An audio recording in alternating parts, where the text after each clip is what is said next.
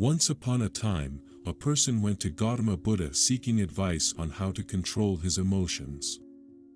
The individual was struggling with anger and frustration and was looking for a way to better manage his emotions.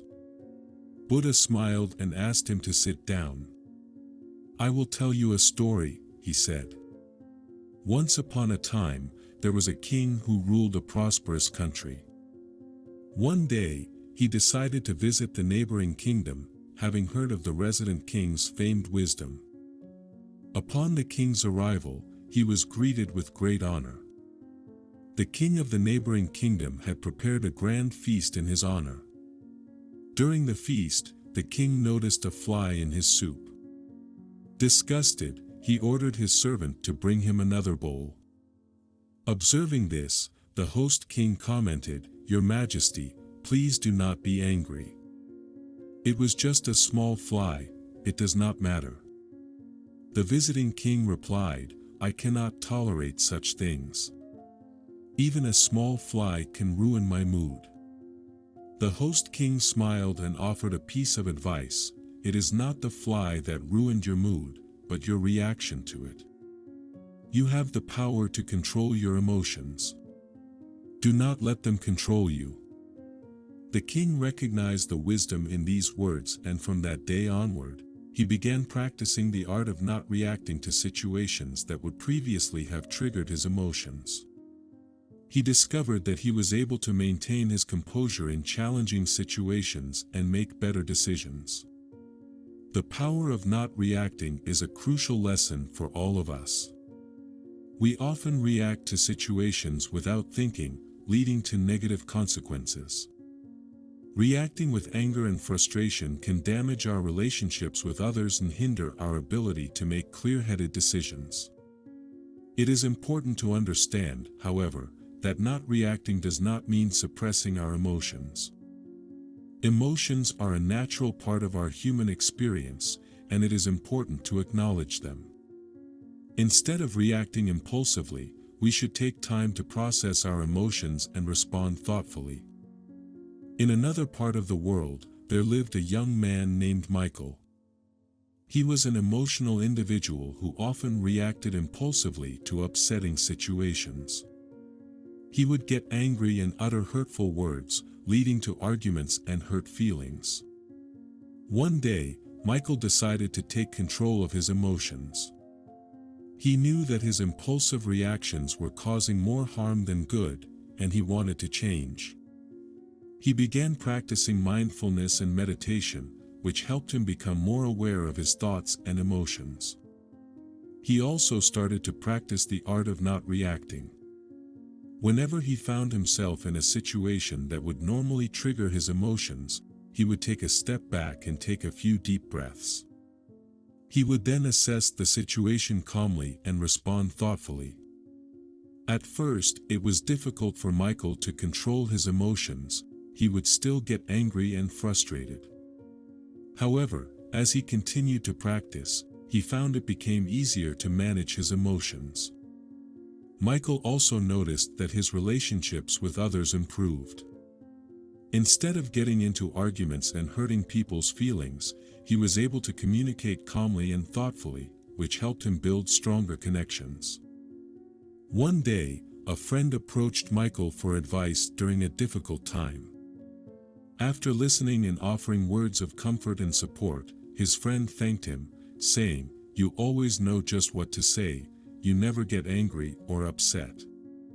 Michael smiled and replied, "It's not that I never feel angry or upset. It's just that I've learned to control my emotions and not let them control me.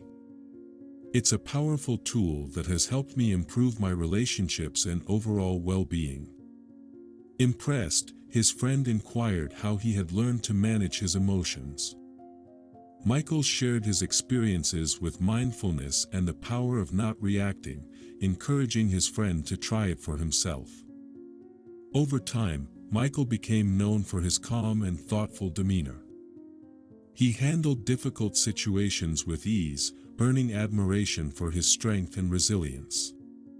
He continued to practice mindfulness and the art of not reacting, finding that it brought him inner peace and happiness. The power of not reacting is a valuable lesson that we can all learn from. It takes practice and patience, but the rewards are well worth it. By controlling our emotions, we can improve our relationships, make better decisions, and lead more fulfilling lives.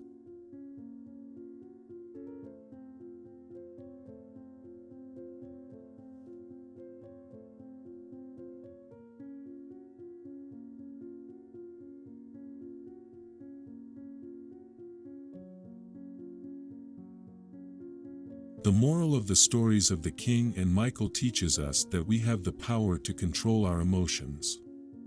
We may not be able to control what happens to us, but we can control how we react to it. By practicing mindfulness and the art of not reacting, we can learn to manage our emotions and respond thoughtfully. It's a powerful tool that can help us improve our relationships, our well-being, and our overall quality of life. So, let us take the time to practice and cultivate this powerful skill, and let it transform our lives for the better. Anger will never disappear so long as thoughts of resentment are cherished in the mind. Anger will disappear just as soon as thoughts of resentment are forgotten. He who holds back rising anger, like a rolling chariot, is called a real driver. Others are merely holding the reins. Holding on to anger is like drinking poison and expecting the other person to die. One who conquers himself is greater than one who conquers 1,000 times 1,000 on the battlefield. Do not be led by your reactions, be led by your actions. Peace comes from within, do not seek it without. The instant we feel anger, we have already ceased striving for the truth and have begun striving for ourselves. The mind is everything. What you think, you become. You will not be punished for your anger, you will be punished by your anger. The root of suffering is attachment. If you want others to be happy, practice compassion. If you want to be happy, practice compassion. Letting go gives us freedom, and freedom is the only condition for happiness. If in our hearts we still cling to anything, anger, anxiety, or possessions, we cannot be free. Better than 1,000 hollow words is one word that brings peace. All that we are is the result of what we have thought. Respond, don't react. Respond with reason, not emotion. In the end, only 3 things matter: how much you loved, how gently you lived, and how gracefully you let go of things not meant for you. He who experiences the unity of life sees himself in all beings, and all beings in himself, and looks at everything with an impartial eye. Happiness never decreases by being shared. We are shaped by our thoughts, we become what we think. Do not dwell in the past, do not dream of the future, concentrate the mind on the present moment. 3 things cannot be long hidden: the sun, the moon, and the truth. The only way to find true happiness is to let go of your attachment to things and people.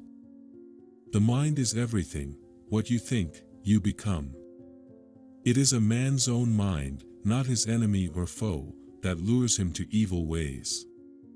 An idea that is developed and put into action is more important than an idea that exists only as an idea. There is no fire like passion, no shark like hatred, no snare like folly, no torrent like greed. What we think, we become. All that we are arises with our thoughts. With our thoughts, we make the world. If you want to fly, you must give up what weighs you down. If you want to change the world, start with yourself.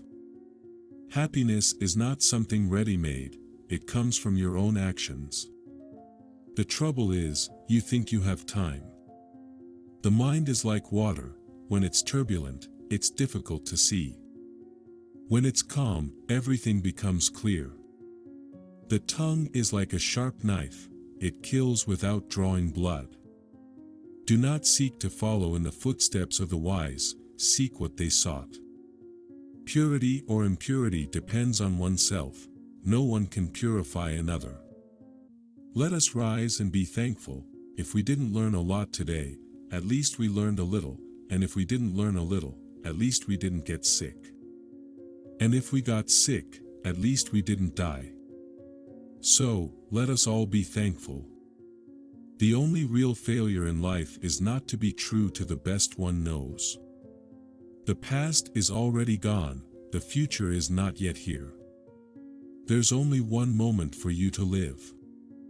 To be idle is a short road to death, and to be diligent is a way of life. Foolish people are idle, wise people are diligent. Hatred does not cease by hatred, but only by love. This is the eternal rule.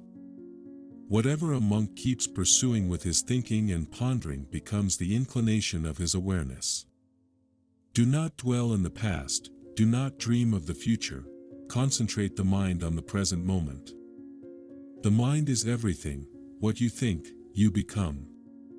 Do not look for a sanctuary in anyone except yourself. The only way to do great work is to love what you do. If you haven't found it yet, keep looking. Don't settle. As with all matters of the heart, you'll know when you find it.